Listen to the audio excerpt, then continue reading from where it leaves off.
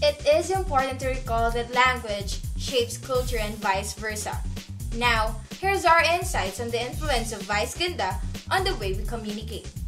Number 1. The audiences quickly adapt buzzwords and catchphrases. 2.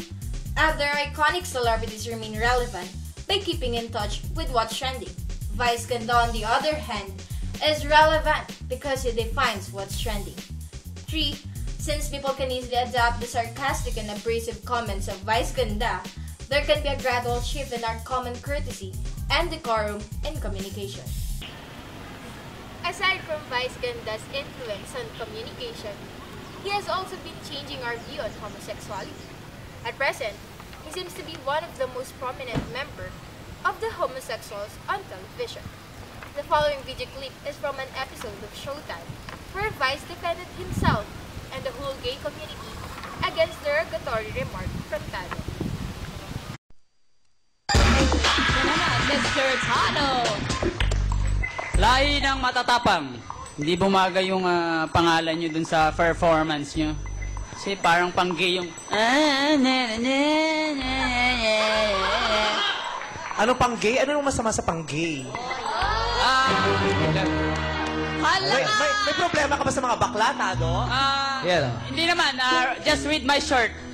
Ano nakalagay? Sabi ni Tado, di bali na ang magnakaw kaysa mamakla.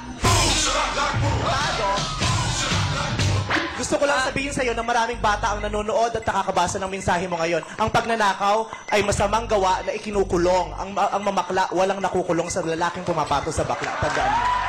Kaya dapat magmahalan tayo. Magmahalan tayo. Dapat may respeto tayo sa kasarian, sa kagustuhan ng ibang tao. After the incident, Vice Ganda and Tado exchanged apologies to one another, with Vice saying, "Let's all welcome and appreciate and accept diversity and love one another."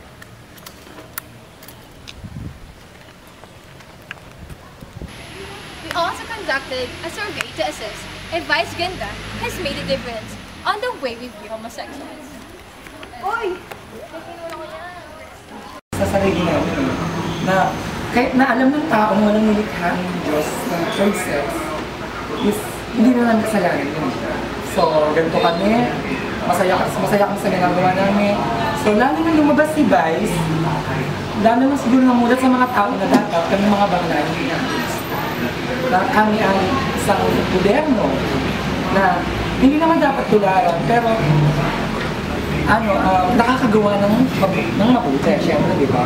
So, halimbawa naman si Vice, hindi naman lahat ng tao is natutuwa sa kanya. Sa akin, hindi lahat ng tao natutuwa, may nang sa akin. Kasi ganito ako, si Vice, ganun din siya. So, kung may natutuwa sa kanya, may naiinis din sa kanya. So, yung lumabas siya sa TV at sumita siya bilang Vice Ganda,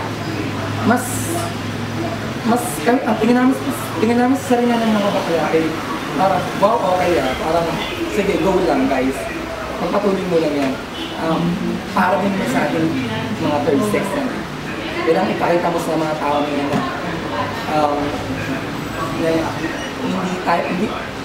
ganito tayo, kailangan light-lighting na nila tayo. Kailangan hindi ganun.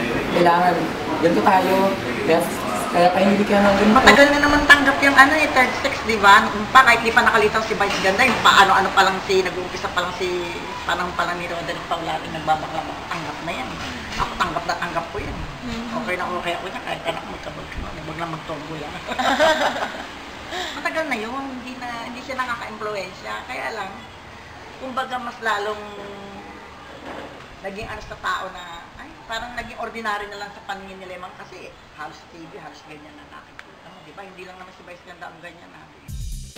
According to our respondents, Vice Ganda is not entirely responsible for the people's view on gays. Rather, Vice, with his distinct comedic style, has proven that gays have the capability to entertain and make people laugh. Because of this, we came up with the following insights on the role of Vice Ganda in gay empowerment. Even before Vice Ganda became popular on television, the gay community has already been established. Gay comedians shown on television before were accepted in media as they became source of entertainment. But the gender bias on television has not yet completely vanished. Even if Vice Ganda is now popular, he unintentionally makes steps for gay empowerment, but he tries to defend himself and the whole gay community against the gender bias that is exhibited on television. To summarize, we found out that Vice Ganda has brought noticeable changes in his audience's lifestyle, particularly in their way of communicating, in such a way that people tend to use, or sometimes even overuse, Vice Ganda's expressions in their daily conversation.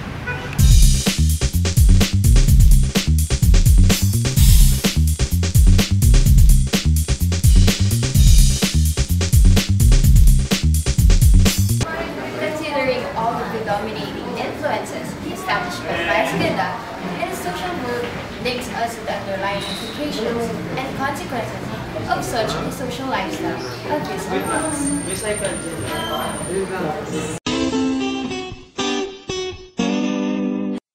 Having 1 million likes on his fan page and more than 2 million Twitter followers, Vice Ganda indeed has become a phenomenon.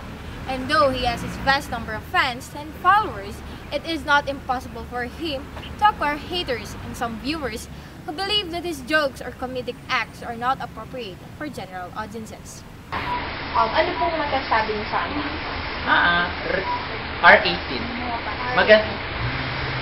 Nakakatawa siya, pero hindi siya for general public. Yung mga punchlines niya, mga expressions niya, mga jokes niya, dapat take it with the tongue in the cheek. Dapat with adult supervision, bata. Kasi tulad nga nung sa case nung office mate na, nung anak ng office mate ko rather, yung anak niya natututo ng mga sumagot na mga ironies, gano'n. Okay, thank you. Another proof of hatred towards Vice Ganda are the comments from his loaders after the incident between him and Tado in Showtime.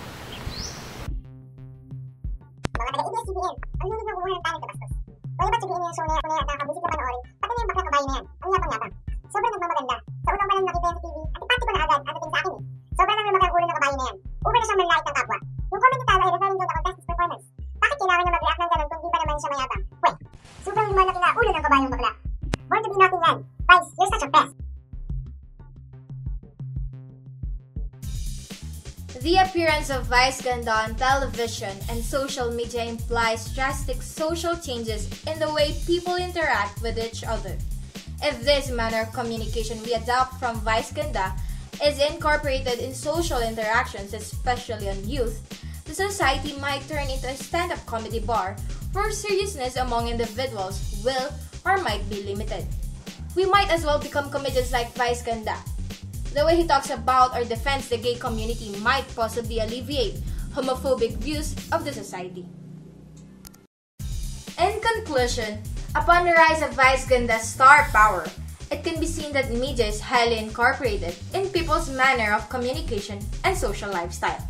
As he became more popular, different implications and consequences are manifested.